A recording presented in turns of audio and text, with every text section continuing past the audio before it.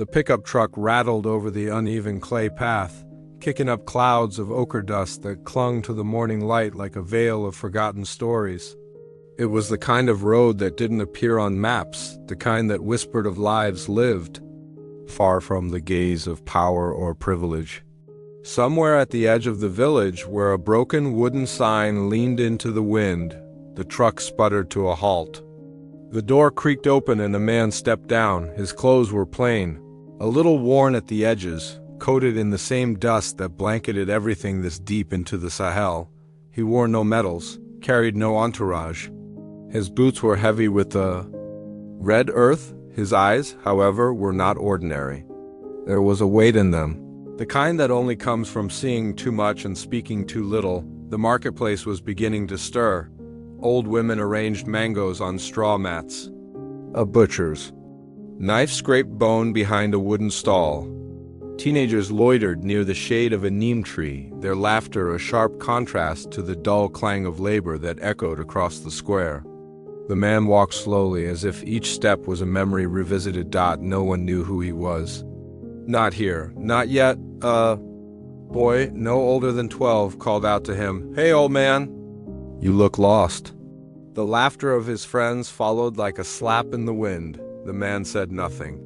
He merely nodded, kept walking. Further down, near the well where women gathered in bright wax print wraps, he paused. His eyes scanned the crumbling walls, the way the metal bucket ground against stone as it dropped. His silence made people uncomfortable. It's always silence that makes people nervous, not rage, not grief, not even authority. Silence carries its own kind of power. "What are you staring at?" asked one of the men at the water point. His tone was laced with irritation, the kind reserved for strangers who seemed too still, too observant. "Nothing. Just remembering," the man replied softly. "Remembering what?" "The last time you had a bath?" A few others chuckled, emboldened by the moment. The man's lips curled into something between a smile and a sigh. He didn't answer. He didn't need to. He walked. Past the bakery, past the rusted bicycle chained to a post, past a woman nursing a baby who stared at him with wide, curious eyes. He reached a bench beneath the shade of an old baobab tree and sat. His posture was relaxed, not defensive, not proud either. Just present. "Hey, this bench isn't for beggars," someone shouted from a roadside cafe. "Go wait under a tree." "Not this one." Still, he remained seated. Minutes passed, then a group of younger men approached, one with slicked back hair and oversized sunglasses that did little to hide his hunger for attention. He leaned in with mock gentleness. "You see, uncle, this is not your kind of place. Here we drink coffee, talk business. You should find another corner where you won't disturb the view." The man looked up at him, not with anger, not with pleading, just the calm eyes of someone who had seen the rise and fall of empires in the faces of ordinary men. "You believe I disturbed the view?" he asked. "Definitely," the man said, looking around to gather support. "Then perhaps," the quiet stranger said, "it is your view that is too small." The laughter that followed was uneasy this time, not because the joke landed poorly, but because something in his voice unsettled them. It was too measured, too deliberate, the kind of voice that didn't flinch when challenged, the kind of voice that could speak over gunfire or silence a room with a single word. Still, they mocked him. They said he was a madman, probably someone's lost uncle. They whispered that he must be poor, a drifter from the East, someone who thought too much and worked too little. They didn't ask his name, they didn't ask his story. They saw dust on his shoes and decided it was all he was worth. And so the village went on selling bread, carrying jugs, fixing tires, bargaining for tomatoes, while the stranger watched with the quiet patience of someone waiting for a truth to reveal itself. He wasn't in a rush. Truth never is . It was a market like 1,000 others across Burkina Faso, and yet within it something rare was beginning to unfold. A test of perception, a confrontation with pride. And in time the shock would come, because the man sitting quietly beneath the baobab wasn't just another face in the dust. He was the man holding the future of the nation in his hands, but no one saw that. Not yet. The sky above was beginning to shift, its blue slowly giving way to the golden haze of late afternoon. The same group of young men remained near the cafe, sprawled on plastic chairs, sipping tea with exaggerated gestures, mocking laughter and half-finished cigarettes. They glanced toward the man under the baobab occasionally, as if waiting for him to leave, or to react, or to beg for something he never would. He hadn't moved. An old man selling second-hand books stopped near the bench and looked at the seated figure. His eyes narrowed. He squinted as though trying to place a memory that had blurred with age. He took a step forward, then hesitated, the way someone does when they're unsure if they're looking at a ghost. "Mon feels?" the bookseller murmured under his breath. "My son," but he said nothing more. He simply nodded to the stranger and continued on his way. Inside the marketplace, a truck with tinted windows rolled in. The villagers barely noticed it at first. Official. Vehicles meant little here. Politicians came and went. Promises were made and broken like clay pots on cobblestone. But the moment the door opened and a man in a dark uniform stepped out, eyes scanned the area. He was not smiling. He was scanning for someone. Another man stepped down behind him. Then another. All in plain clothes, but with a presence too sharp to be mistaken for merchants or neighbors. Something shifted in the air. People began to murmur. Who are they looking for? Are they soldiers? Is there danger? The tall officer walked past the stalls, past the bread seller and the butcher, past the children playing tag in the dirt, and headed straight for the baobab tree. And then, the moment, he stopped in front of the seated stranger and placed his hand to his chest in a quiet, disciplined salute. "Mon President," he said. It was not shouted, not grand. Just two simple words spoken with gravity. And silence cracked through the village like a lightning strike. One by one, the villagers turned their eyes to the man they had mocked, laughed at, ignored, dismissed. The man they had told to leave. The man they assumed was nothing. He stood. No uniform. No crown. Just dust-covered boots and calm, unwavering eyes. "Ibrahim Traoré," someone whispered. Barely able to form the words, a woman dropped the bundle of greens she had been weighing. A boy stumbled backwards and fell onto his hands, too stunned to stand. The man with the sunglasses pulled them off as if they were the barrier between reality and regret.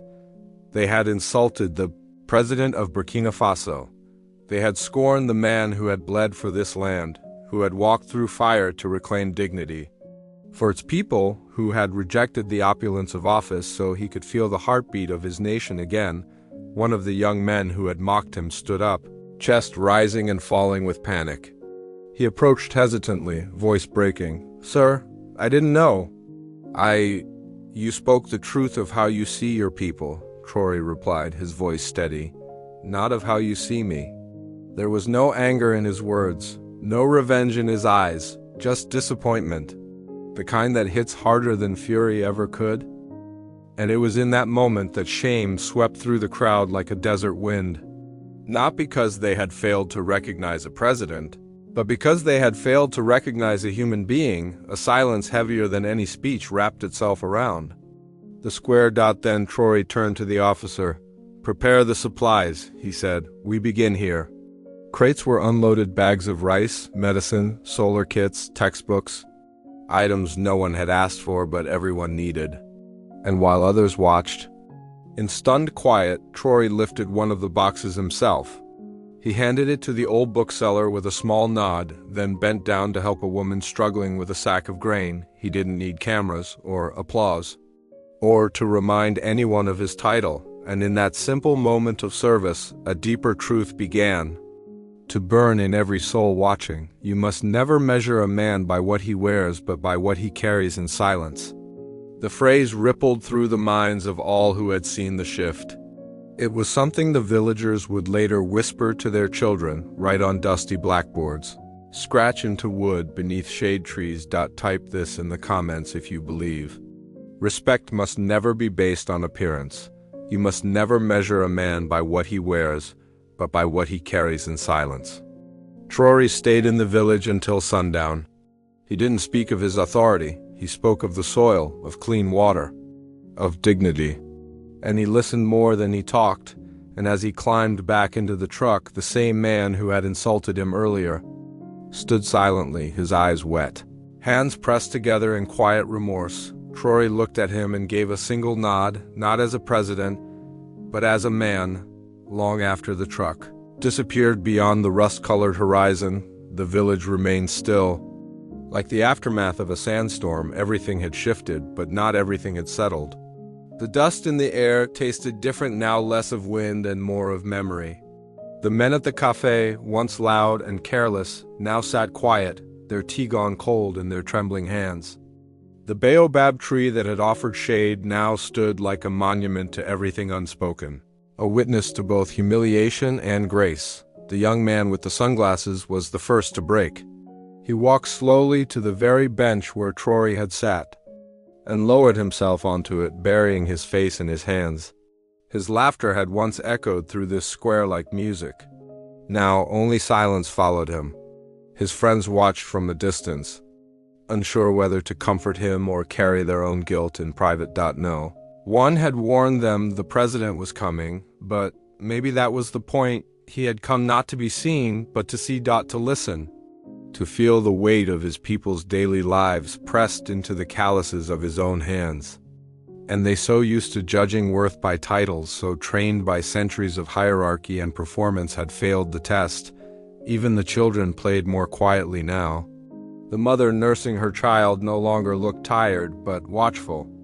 And the old bookseller, who had once whispered, "My son," sat beside his display with eyes glassy from tears. He didn't try to hide. What Ibrahim Traoré had given them wasn't just food or medicine. It wasn't even the forgiveness, though, that had broken them more than any punishment would have. It was the mirror. He held up a mirror to their souls, and now they couldn't look away. Later that evening, the village gathered at the edge of the market where a bonfire was being prepared. The women brought food. The men brought stories. For the first time in a long time, no one spoke of politics. They spoke of dignity, of what it meant to be Burkina beyond the slogans, beyond the flags. The schoolteacher, an old man with chalk still under his fingernails, stood on a wooden crate and read a letter he had written that afternoon. "We forgot who we were," he began. "We forgot what we owed to one another. And in forgetting, we disrespected the one man who had remembered all along. Not because of his title, not because of his power, but because of his humility." Heads nodded in agreement. Hands clapped. Not out of custom, but out of repentance. And then, with trembling fingers, the teacher picked up a piece of chalk and wrote the words on the only brick wall in sight. "You must never measure a man by what he wears, but by what he carries in silence." Children came forward and read the line aloud. The villagers repeated it in unison like a prayer they had just discovered.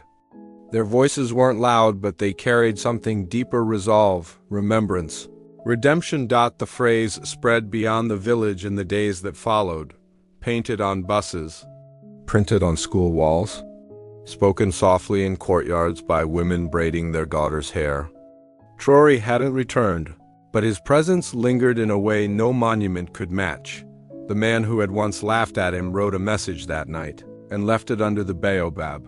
"I will teach my son what I failed to see in you. May he have better eyes than his father." There are stories that shame a nation, but this one did something different. It awakened it. Across Burkina Faso, others heard of what happened in that small village. Some scoffed, some cried, but many felt a stirring they hadn't known they were missing. A hunger not for food or position, but for truth. In Ouagadougou, a university professor paused his lecture and told his students, "You think leadership is about speeches and uniforms? Go sit under a tree. Watch a man carry water with his own hands. There you'll see the kind of power that outlives empires." And somewhere in the east, another village awaited its own quiet encounter with humility, because the truth had been planted like a seed.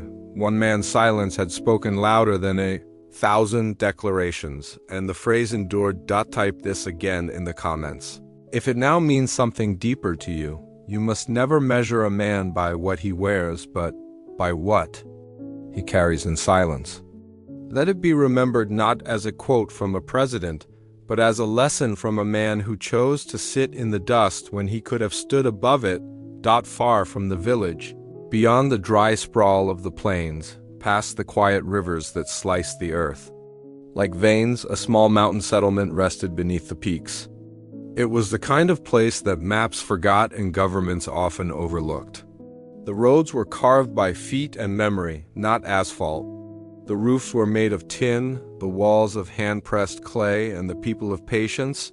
Here, in this forgotten fold of Burkina Faso, the story of Ibrahim Traoré arrived not by broadcast or newspaper, but in the form of a traveling shoemaker named Salif. He was a wanderer, a man with cracked hands and a bag full of leather scraps. He'd been in the village the day Traoré came, and though he owned no phone, he carried the moment in his mouth like a sacred tale around the evening fire.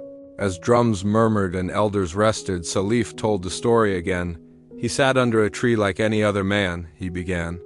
He wore dust, like we all do. But in his silence, he carried more than power, he carried us.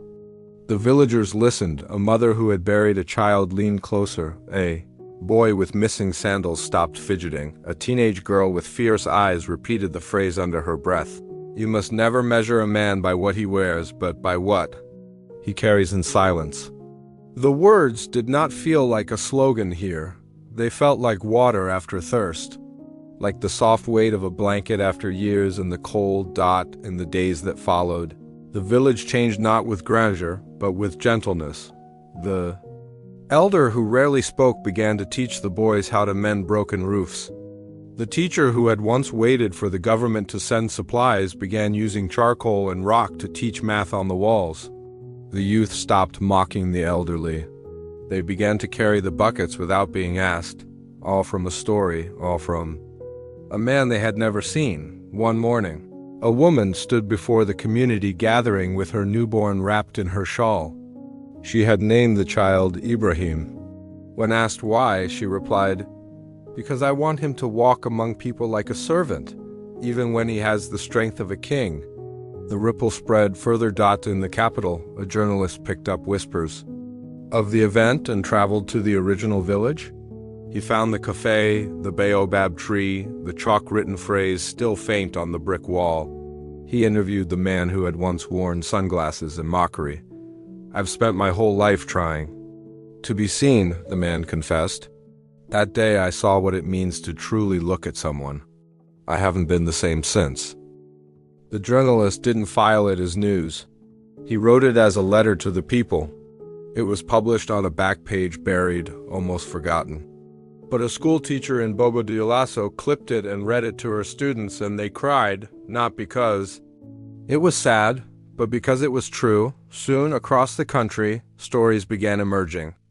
People sitting with elders again, neighbors mending fences, fathers spending more time with sons. A shift had begun, not from policy, but from perspective. It was not just about Ibrahim Traoré anymore. It was about the part of him that lived in each person, the part willing to sit in dust, to be mistaken for nothing, to choose humility over applause. The government had not launched a campaign. There were no slogans printed, no billboards hung. Yet the phrase began to appear carved into wood, sewn into school uniforms, whispered into the ears of children falling asleep. You must never measure a man by what he wears, but by what he carries in silence. And though no one planned it, a quiet movement grew. One rooted not in protest, but in presence. Not in confrontation, but in care. Traoré never spoke about that village visit again. He never mentioned the insults, the mockery, or even the recognition. But those close to him said something changed after that day. He smiled more quietly. He listened more deeply. He walked more slowly through crowds. And the people, they followed. Not because they were told to, but because they had seen who he was when no one was looking. That is the kind of leadership that cannot be taught. Only lived. And in this quiet revolution, one truth continued to echo like the final note of a song too. Beautiful to forget. You must never measure a man by what he wears, but by what he carries in silence. If these words have reached you, if they mean more now than they did before, if you feel the weight of them in your bones, type them again in the comments and let them live beyond this moment. Let them become a mirror. Let them become a seed. There are moments in a nation's life that are never captured on camera, never written in history books, yet they change everything. This was one of them. Weeks passed, then months. Life in Burkina Faso continued as it always had, tough, beautiful, uncertain. Rain still fell late. The sun still cracked the earth. And yet, underneath the routines, something quiet had taken root, not in parliaments, not in headlines, but in kitchens, in marketplaces, in the spaces where real life breathes. People no longer looked at each other the same way. Something as simple as eye contact began to carry weight. People paused before judging. They listened longer before interrupting. Even in disagreement, there was something softer, like a collective memory whispering, remember. The man in the dust. It wasn't just about respect anymore. It was about rediscovering the soul of a country. One morning, at a school near the southern border, a child stood in front of his classmates. His feet were bare, his voice shaky. The teacher had asked them to write about a person they admired. I admire the man who carried rice with his own hands, the boy said, because he reminded the village that people matter more than power. My father says that was the day he became a better man. The teacher, a woman hardened by years of struggling with overcrowded classrooms and too few books, wiped her eyes before clapping. She didn't cry because of the boy's words alone. She cried because she had once been that woman in the marketplace, tired, unnoticed. And on that day, Traoré had helped her lift a bag of maize without asking her name. He hadn't told her he was the president. He had just helped, and that was enough. In the presidential palace, the corridors remained quiet. Ibrahim Traoré refused the lavish changes that others tried to introduce. No new marble, no unnecessary renovations. He preferred the creaking floors, the smell of paper and ink. He told his staff, "A man can only lead well if he remembers what the floor feels like beneath his feet." He often sat alone at dusk, reading handwritten letters from children, farmers, teachers. Not all of them were praises. Some were cries for help, others apologies for how the country had treated him before they knew. He kept them all. Not in a glass case, not in a frame, but folded neatly in a wooden box on his desk. One letter in particular stayed with him. It was from the man in the cafe, the one with the sunglasses. He wrote, "That day I saw a man beneath the dust, and in him I saw what I could have been if I had chosen humility instead of noise. I will never forget your silence." It thundered through my pride and left only truth behind. Traoré placed that letter in his pocket and carried it often. Not as a reminder of power, but as a reminder of who he must continue to be, because leadership, he had come to understand, is not a title. It is a burden carried quietly, a wound that must never seek applause, a service that begins with being unseen. The baobab tree in the village where it all began became a sacred place, not because of its size, but because of what it had witnessed. People traveled from nearby towns just to sit beneath it. Not to pray, not to perform, just to sit, to be still. To remember, the phrase remained etched on the brick wall behind it. You must never measure a man by what he wears, but by what he carries in silence. No one dared paint over it. No government decree had made it law, but it had become the country's quiet anthem. Traoré returned to the village. Once more, not in a convoy, not under protection. He came alone, on foot, dressed the same as before. This time, no one insulted him. No one looked away. The same cafe owner offered him a seat and poured him tea without a word. The man with the sunglasses, now a volunteer in local aid work, stood beside him, and the two shared a long, unspoken look. No apology was needed. Some things transcend words. As the sun dipped low and shadows stretched across the red earth, Traoré stood once more under the tree. A girl ran up to him and handed him a small handmade bracelet. It was blue and white and unevenly woven. "For when you're alone," she said. He smiled. "I am never alone," he answered gently. "Not as long as I remember." Then he walked away, not toward the road, but deeper into the village, to sit with the old and the forgotten, to carry what others had dropped, to lift what others had buried. And though no camera followed him, the story did, because what Ibrahim Traoré gave his people was not just leadership. He gave them a mirror, he gave them a memory. And most of all, he gave them the truth. The strongest men walk humbly, the loudest truths are carried in silence, and the most powerful transformation is the one that happens inside us quietly, when no one is watching,